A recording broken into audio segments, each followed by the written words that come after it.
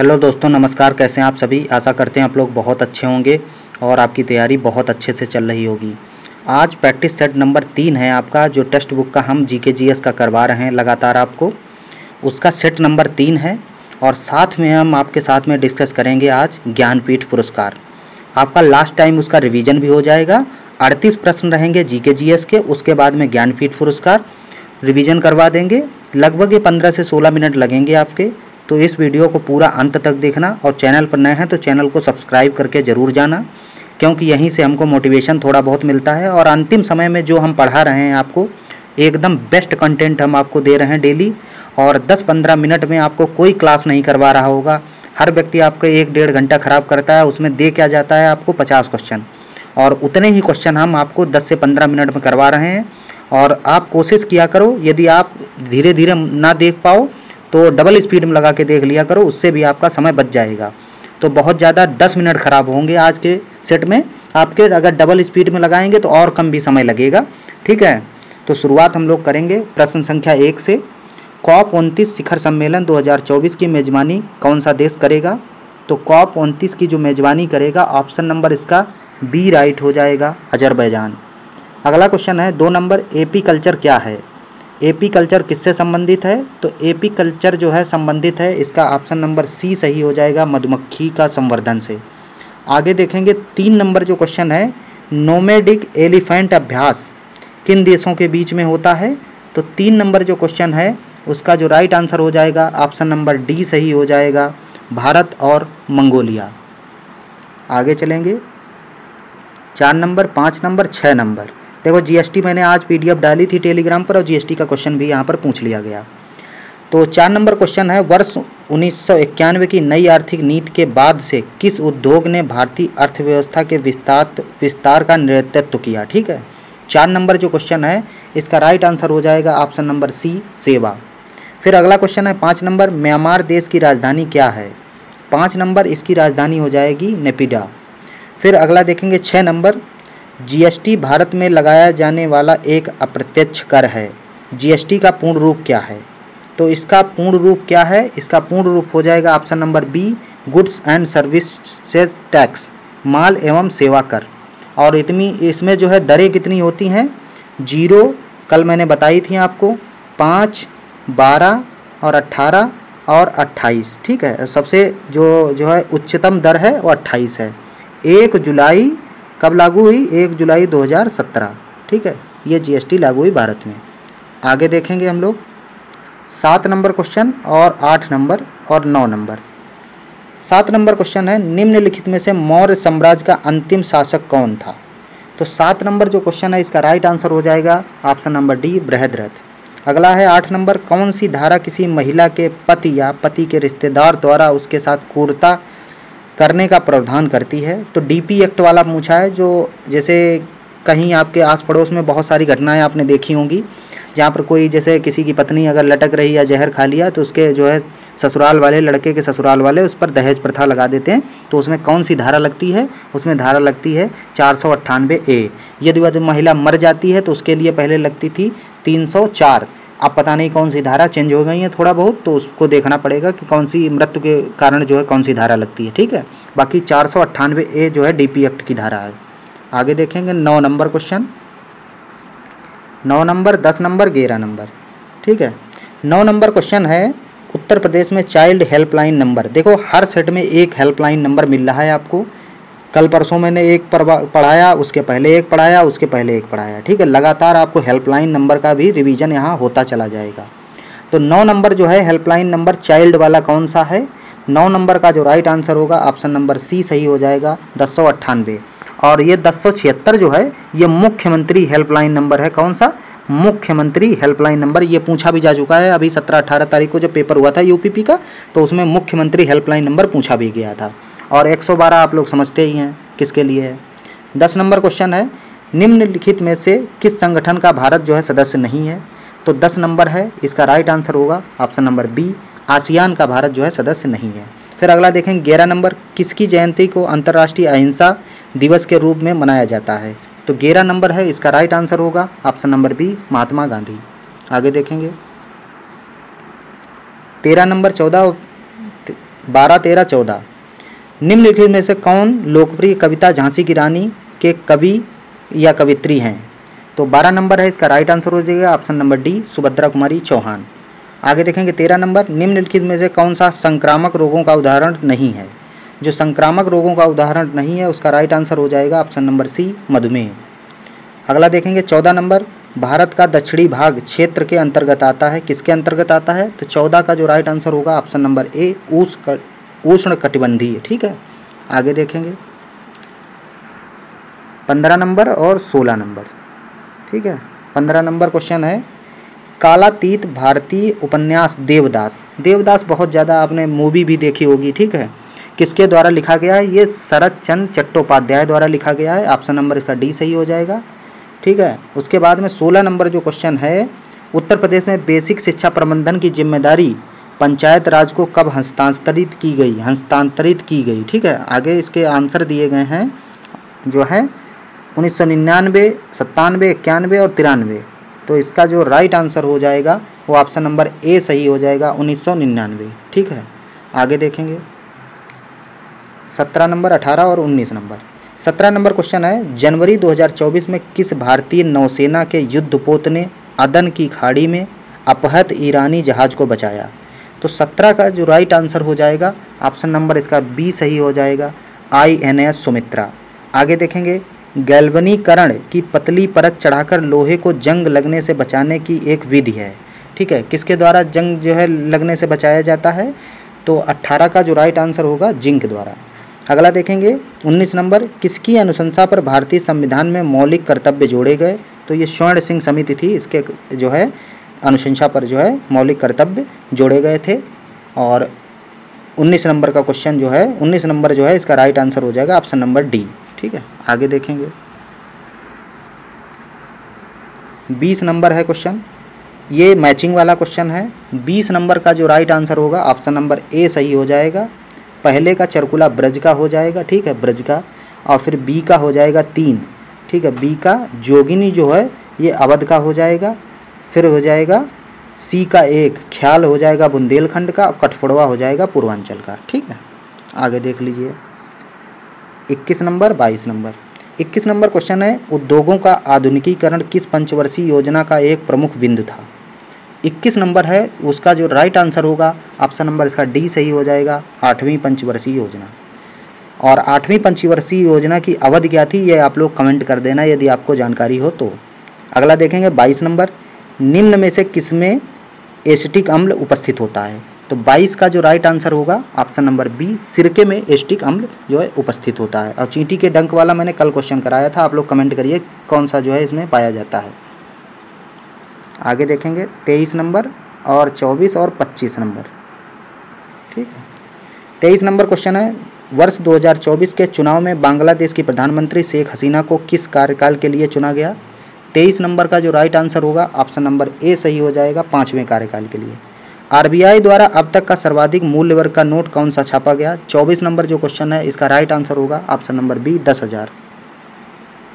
आगे देखेंगे 25 नंबर, 26, 27।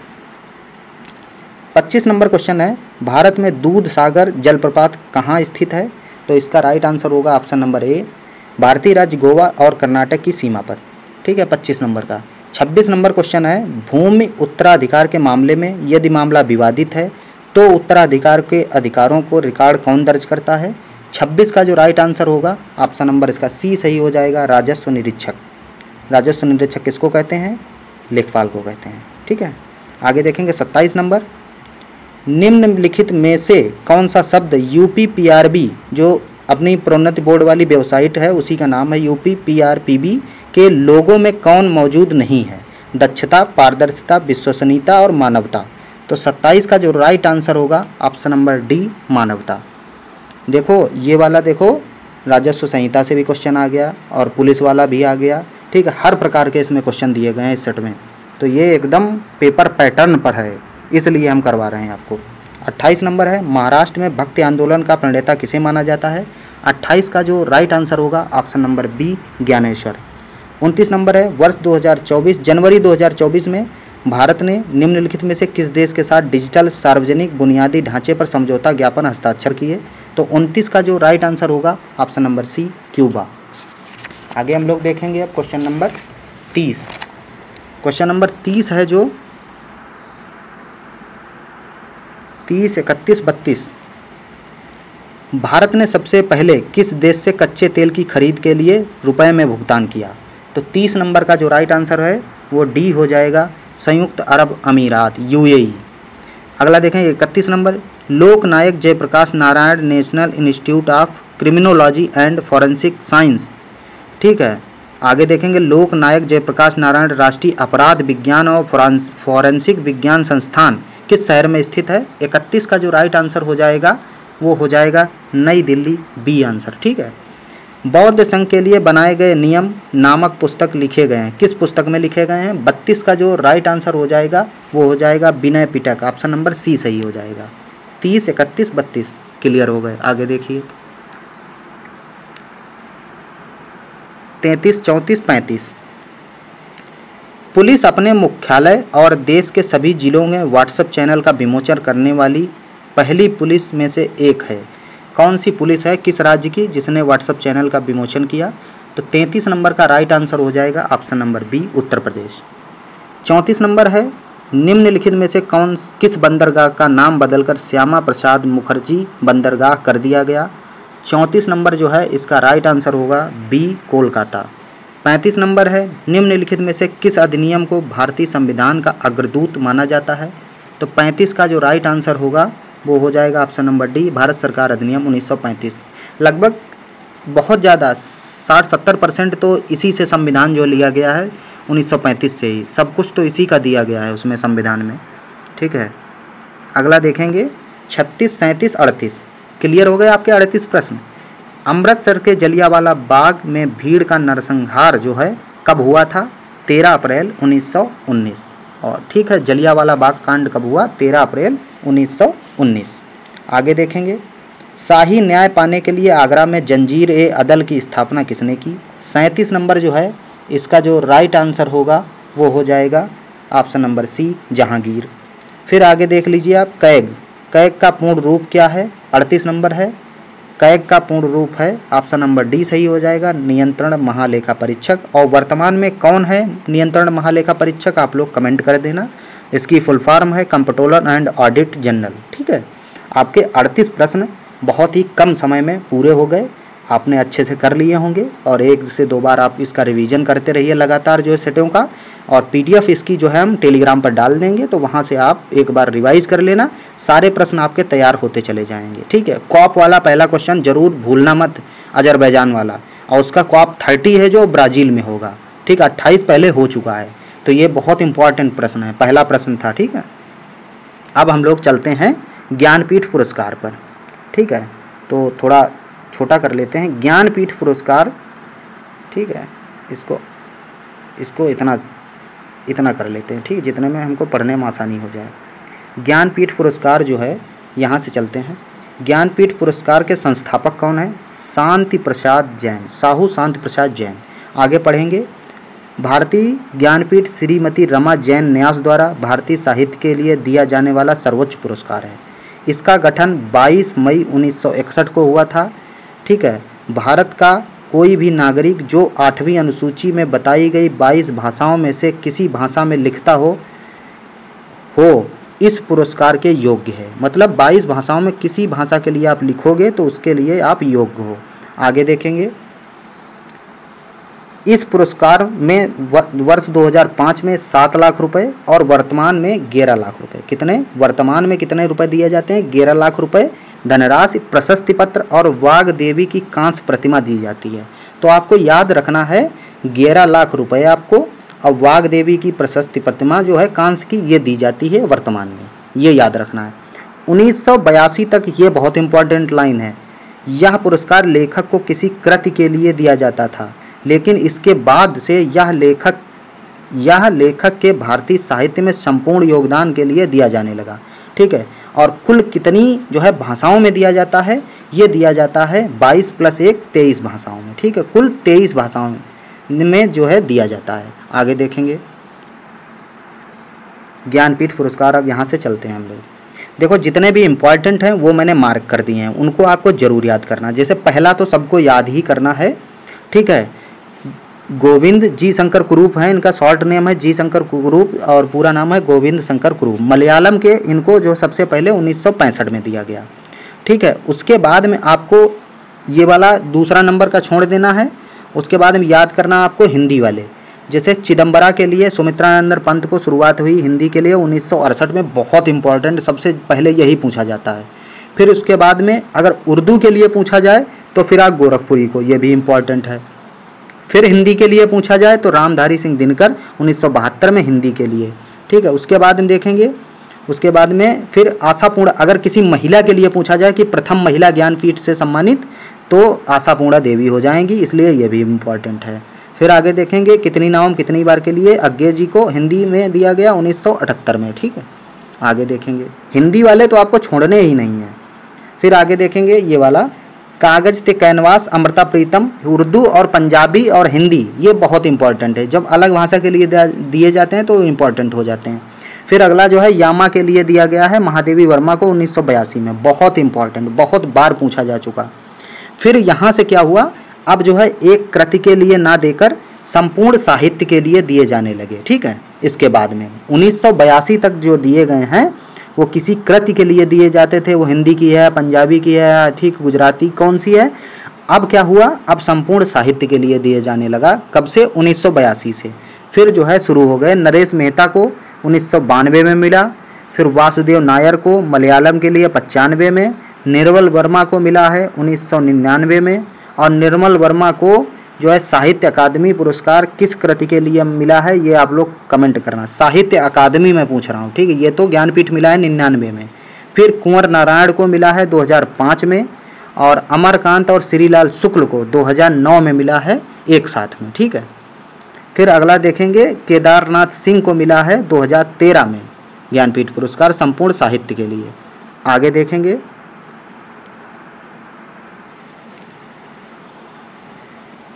संपूर्ण साहित्य के लिए कृष्णा सोबती हिंदी 2017 में मिला है कृष्णा सोबती जी को। फिर द शैडो लाइन्स के लिए अमिताभ घोष को मिला है अंग्रेजी में 2018 में। यही एक भाषा है 23वीं, ठीक है। बाकी 22 भाषाएं वही वाली, और 23वीं अंग्रेजी के लिए 2018 में। ये बहुत इंपॉर्टेंट है, द शैडो लाइन्स के लिए अमिताभ घोष को अंग्रेजी भाषा में 2018 में दिया गया। फिर अगला जो है साहित्य के क्षेत्र में नीलमणि फूकन को 2021 में असमिया के लिए, फिर दामोदर मौजो को 2022 में कोंकणी के लिए, और लास्ट जो दिया गया है वो आपका ये दिया गया है 2023 में। 2 लेखकों को दिया गया है, संस्कृत विद्वान जगत गुरु राम भद्राचार्य, उर्दू कवि गीतकार गुलजार को जो है, गुलजार साहब और राम भद्राचार्य, आपने देखा होगा कई बार इनको, राम भद्राचार्य जी को, ठीक है। इन्हीं के नाम पर जो है चित्रकूट में वो वाला हैंडीकैप वाला बनाया गया है, तो आप लोग इनको जानते ही होंगे, और गुलजार साहब को तो कौन नहीं जानता है। और आगे नीचे आपके लिए एक चीज़ और है, आपको सबसे ज़्यादा महत्व किन पर देना है, जो हिंदी की कृति के लिए दिया गया है उनको याद रखना है, ठीक है। हिंदी के लिए जो मैंने अंडरलाइन किए हैं उनको सबसे पहले याद करना, वहाँ से प्रश्न बनने के ज़्यादा चांस रहेंगे, बाकी कम पूछे जाते हैं, ठीक है। इस प्रकार आपका ज्ञानपीठ पुरस्कार कंप्लीट हो गया, इसके अलावा कुछ नहीं पूछा जाएगा, ठीक है। आगे चलते हैं हम लोग। आगे ये मेरी PDF आप लोगों ने कई बार देखी होगी, इसका मैंने कई बार जो है टेलीग्राम पर डेमो डाला, और इसमें कितने प्रश्न हैं, टोटल 500 ऑब्जेक्टिव प्रश्न हैं। कितने, 500 जो है MCQ प्रश्न हैं ऑब्जेक्टिव टाइप के, और उसके अलावा कोई भी ऐसा चैप्टर नहीं है जो हमने इसमें कवर न किया हो यूपी जीके का। यूपी जीके स्पेशल अगर मुझे लगता है कि ये 500 क्वेश्चन अगर कोई लगा के जाता है, प्लस इसमें थ्योरी भी हमने डाली है बीच बीच में, अगर वो थ्योरी और प्लस 500 क्वेश्चन करके जाता है, 10 किताबों को छांट कर ये मैंने पुस्तक बनाई थी। तो इसको अगर आप लेना चाहें तो ये वाला जो व्हाट्सअप नंबर दिया गया है ये मेरा ही नंबर है, इस पर 29 रुपये का पेमेंट करके आप PDF प्राप्त कर सकते हैं। और PDF बहुत ज़्यादा आपको पढ़ने में समय लगेगा, 1 से 2 दिन, और 2 दिन में आपकी यूपी जीके ख़त्म हो जाएगी। आप 10 किताबें खरीद लें और एक तरफ मेरी PDF पढ़ लें, बराबर होगा, क्योंकि 10 किताबों का कंबाइंड ही हमने इसमें डाला है। जो मुझे लगा इम्पोर्टेंट वही मैंने किताब से ही उठाया है। आप कहोगे आप कहीं से आप उठा लाए, तो भैया किताब का ही मैंने उठाया। 10 किताबें मेरे पास थी यूपी जीके की, जो मेरे फ्रेंड के पास थी, मेरे पास थी 4-5 किताबें यूपी जीके की, तो उनसे जो है निकाल कर मैंने कंटेंट जो है एक साथ में मर्ज किया है।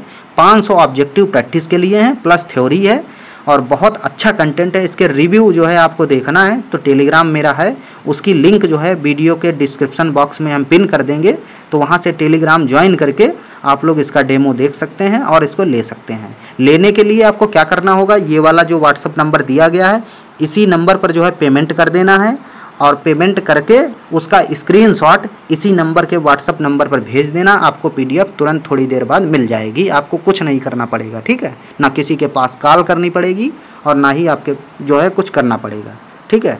अगर लेना चाहें तो आप ले सकते हैं। धन्यवाद। जय हिंद, जय भारत।